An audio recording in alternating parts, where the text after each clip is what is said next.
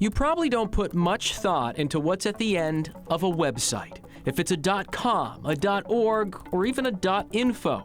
But those URLs mean something. Protection, trust, verifying. Dr. Lori Sussman is an assistant professor of cybersecurity at the University of Southern Maine. She says while there's dozens of different domains out there, only one is the most secure, .gov. It's a much more trusted site than a .com or .org. That's because .gov sites are approved and vetted by the federal government and are only available to government agencies, adding an important layer of protection but also trust. It allows the person on the other end to know that they're dealing with a trusted source, and that's so important in this day where scams are just rampant.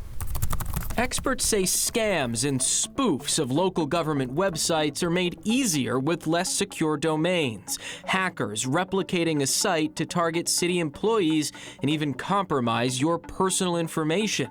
The federal government is taking the issue so seriously that 2 years ago they started offering free funding for communities to make the change to a .gov domain.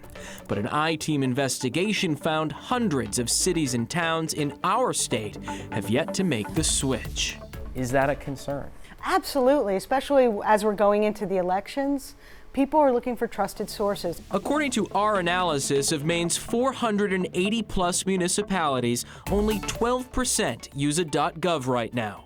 To put that in perspective, there's more towns that don't have a website at all than use .gov. The other 71% use a smattering of less secure domains. How important is it to have a secure place for the public to do business with their government? Yeah, so it's probably the most important thing right now. Brian McDonald is the director of IT for the Maine Municipal Association, which helps guide cities and towns with best practices online. It's not like in the old days where you drove to your town office to do business. You know, your data is in the cloud, it is everywhere. So making sure that it's protected to the utmost is more important than ever. But he believes many communities have yet to make the switch because of limited resources. So of the 492, I think, municipalities that are out there, a good portion of them are smaller communities that have no IT staff. They have people wearing a lot of different hats that are already doing so much.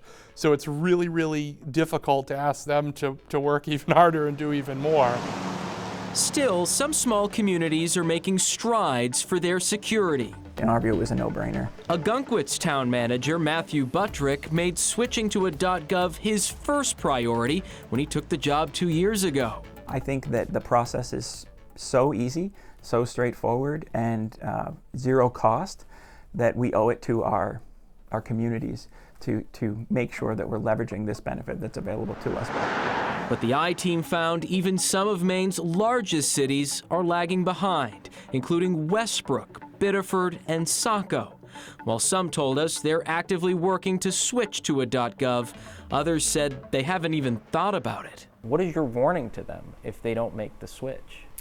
Well, the warning is that with everything coming up with elections and the amount of disinformation going on and the amount of nation-state hacking going on, even here in Maine, that they're really putting their constituents at risk.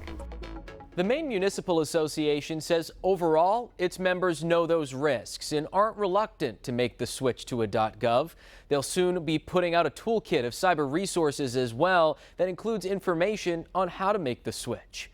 Now, if you're interested in where your community stacks up, scan the QR code at the bottom of your screen. The I-Team has put together a full online database where you can search through all of Maine's cities and towns. On your side, I'm Dale Lamparello.